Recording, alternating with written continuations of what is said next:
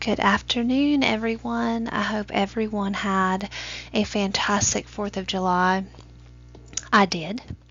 So let's get to it and let's talk about the quiz 2 feedback comments based on some of the most missed questions. Obviously, you guys can see that you did much better than your first quiz. I told you that would happen once you kind of see and kind of learn the types of questions that I'm asking. Some of you still need to do a little bit better in your readings, but overall, much better. So let's talk about the three little areas. Reinforcement, we're going to talk about punishment and negative reinforcement and the differences. And then we're going to talk a few minutes about medical diagnoses, and I'll give you a few examples of what I mean by this. And then we're going to talk about manifestation determinations and your part in the process of that. Okay, so the first thing is we need to talk about the difference between punishment and negative reinforcement. Many of you were a little confused on your example about negative reinforcement, and you gave me examples of punishment. Please remember that negative reinforcement is still reinforcing a behavior. We're trying to increase that behavior. Okay, we're just going to take away something adverse from the equation. Let me give you a few examples, so hopefully this will help. Okay, see my example down here. You see this drill sergeant. In order to get his platoon to run faster, the drill sergeant's going to be screaming in his ear, run, run, faster, faster, faster, right? In order to stop the yelling, the soldiers run faster. That's negative reinforcement. You're increasing the behavior, running faster, by trying to get rid of the adverse stimulus. So think of this example. Every one of you, well, hopefully, depending on the types of car that you drive, you get into the car, and if you don't buckle your seatbelt immediately, what do you hear? You hear the beep, beep, beep, beep, right?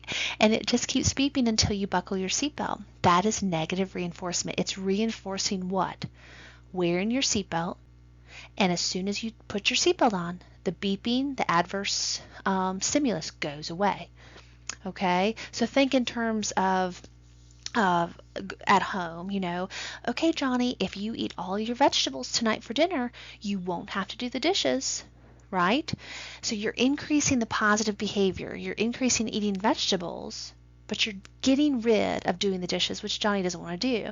And so obviously the next night, Johnny's going to come and he's going to eat all his vegetables, and then he's going to look at his mom and say, well, I don't have to do the dishes because I ate all my vegetables. And then hopefully the mom says, well, it doesn't work that way, right? So negative reinforcement is still reinforcing a behavior, a positive behavior, okay? But you're taking something negative that the kid or the student or the person doesn't necessarily want or want to have on them, or doesn't want to hear, away. All right? Punishment is just that. You're pulling a card, you're sending the kid to timeout. The main difference between punishment and negative reinforcement is that negative reinforcement is reinforcing the behavior to increase the behavior. Punishment is aiming to decrease a behavior. Okay? So Johnny's talking in your class. Johnny, go pull your card. Okay? You're attempting for him to change his behavior, decrease his behavior, and not talk so much by changing his color, right? Okay? That's punishment. Sitting in timeout, any of those things, you're trying to decrease a behavior. One you're trying to increase, one you're trying to decrease. All right?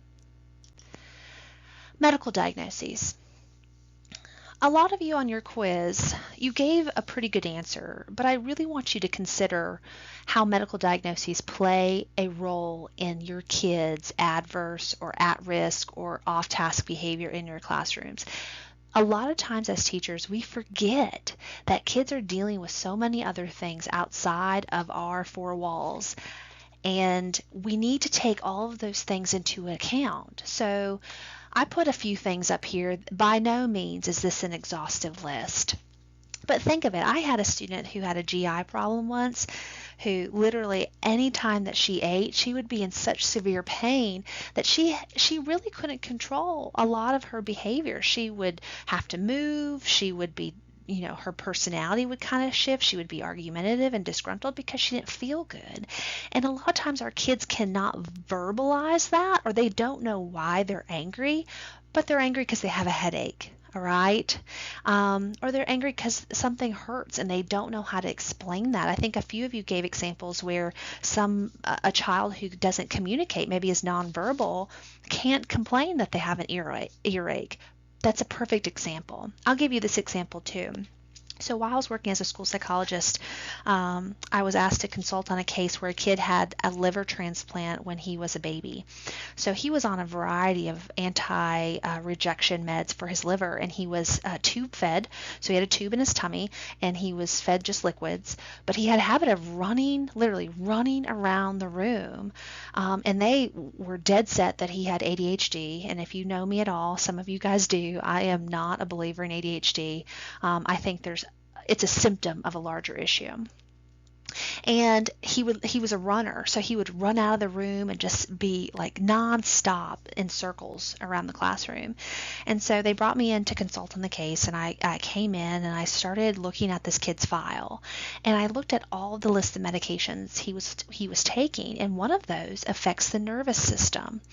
Now, if you think about the nervous system, okay, guys, I want you to think of when you're like on an airplane or on your couch watching TV and your foot falls asleep, what do? You move it, right? You tap it up and down, you maybe stand up and stomp it out. Think about how your body would feel if your entire body felt like your foot was asleep. Your entire body felt that way. This is what this kid's body felt like. So would it be natural for him to want to run around the room and move? Absolutely. So putting our what we see in the context of a medical diagnosis is huge. Okay, so you have to take that into account before we start labeling our kids. Kids with headaches, the ones who are not eating proper meals at home. Low iron is a huge one. Different types of nutrients that kids need that they're not getting in their day-to-day intake of food, they're going to have behavioral issues, and we have to take those into account. Vision and hearing. This one's always kind of silly to me, and I don't know why I just made a heart around that. But the first thing that we do before we even do any type of psychoeducational evaluation on a child as a school psychologist is we do a vision and hearing test. Why? Well, if a kid's not seeing the board, do you think that that's going to cause a problem behaviorally? Absolutely. If the kid can't see the board, do you think that that's going to affect his academic performance? Absolutely. Well, what about hearing? If you can't hear the teacher, it's going to have a problem in both of those areas too, and behaviorally and academically. So we have to rule out some of these causes before we can make an educational diagnosis. And a lot of these sometimes do overlap, as you'll see down here, autism. It may overlap with an educational diagnosis and a medical diagnosis, but we have to take these things into account. I put sleep down here because it's such a big deal. We don't realize how much sleep plays a role in our day-to-day functioning. And if I asked you right now, how much sleep does an average 10-year-old need? What would you say? Now, granted, I'm not there to listen to your answers, but most of you would be probably off, okay? The FDA recommends between 11 and 13 hours of sleep for a 10-year-old. Do you think our kiddos get that much sleep? I don't even think our 5-year-olds get that much sleep. I was just on a little vacation with my parents and my brother and my nieces in Clarksville, Tennessee. That's where I went to high school. And my parents came down from Wisconsin, and my nieces are 5 and 7. They go to bed about 9 o'clock at night, and they typically get up about 6:30. They are not getting enough sleep. They need to be going to bed around 7. However, our day, our lifestyles now don't typically allow that or afford that opportunity. I know for some parents, they don't get home till 6:30, 7. And that's why they keep their kids up later. And that's good. I understand you want to have time with your babies, but you as educators need to educate your parents about how much sleep your kiddos need in order to function and to really ensure that they're having adequate brain development. Okay? Manifestation determinations. Now, some of you guys were a little confused on what these actually are. Now, a lot of you guys did get it right that if a student is going to be a change of placement is going to happen. So, for instance, this little guy, let's say this guy right here is our special ed student, and he is getting into a fight with this kid, okay? and he is diagnosed with some type of disability. Okay, this is not going to look very good because I'm using my mouse. Okay, he's a special ed kid, SPED, and he punches that kid. And the first thing we're going to have is, because we want to, any other kid, we would say suspended for 3 days. All right, that is a change in placement. He will no longer be where his IEP says he should be. Okay, he will be at home.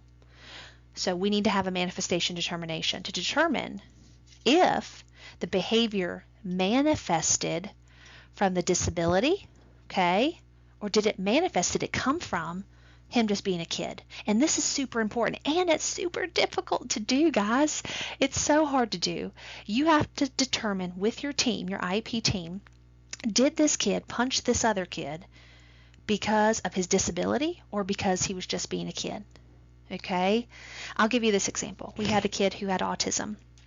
He was very much overstimulated by sound, so we would try to censor the bells and all that in the classroom. However, one day the fire alarm went off and we were not prepared because there was actually a fire.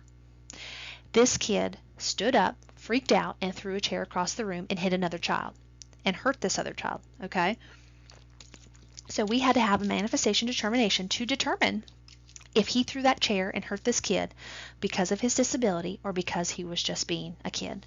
And we ended up saying that it was because of his autism. And if we did that, and when we did that, this is the important caveat, folks. If the behavior manifested from the disability, if it came from being a student with disability, he cannot be punished at all.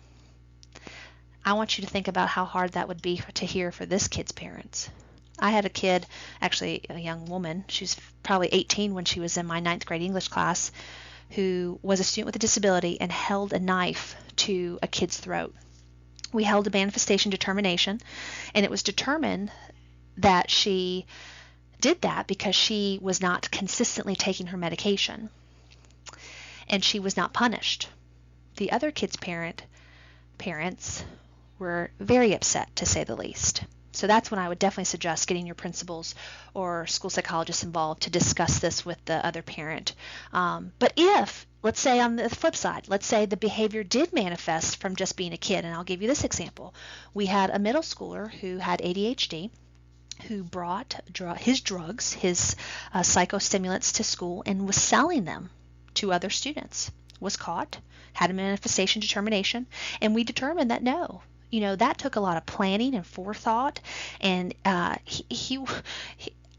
typical kids who have quote-unquote ADHD are not capable of that.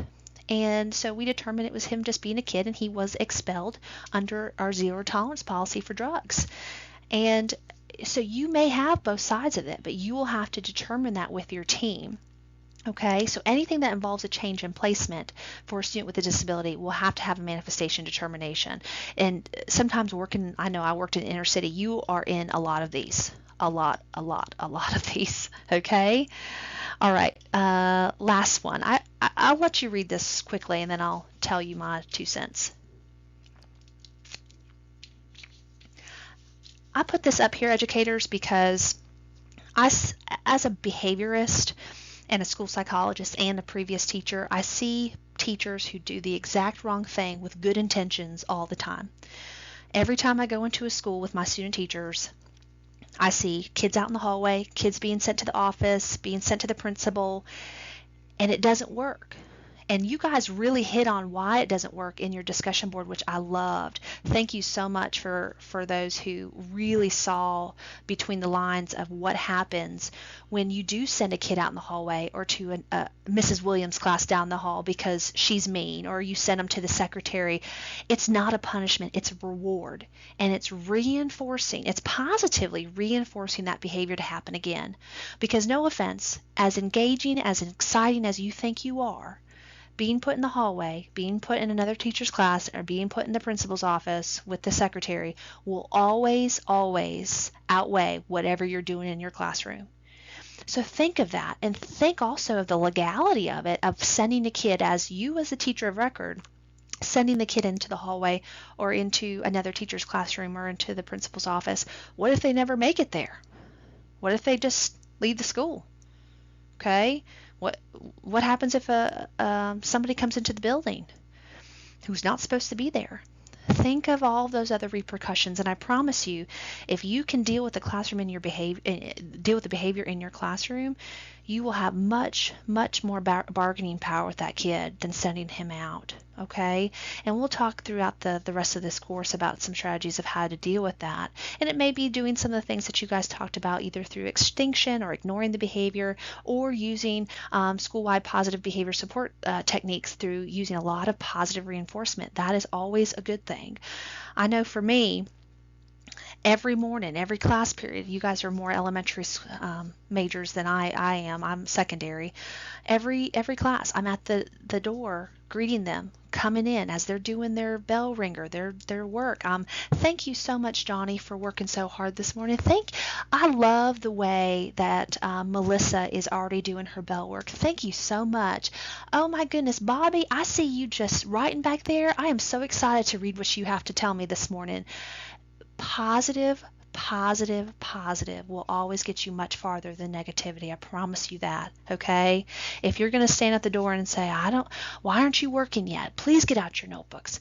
That's not going to help you. Find the one person, the one behavior you want to reinforce and call that one out. It will always, always do much better. So I've rambled on for about way too long now. So I kind of haphazardly did this last time, but I want to do it this time on purpose. If you have watched all the way through, then you have a chance to now earn extra credit.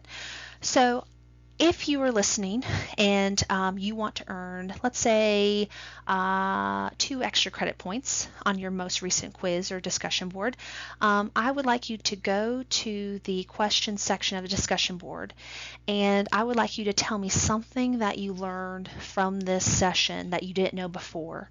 Or if you knew all of this, I want you to expand on something that you learned here today and either link it to something that you learned in your PDS experience or another environment, but I want you to provide me something that you learned today, and I'll give you 2 extra credit points. I will give you until tomorrow at noon to post that for 2 extra credit points. So tomorrow at noon, okay?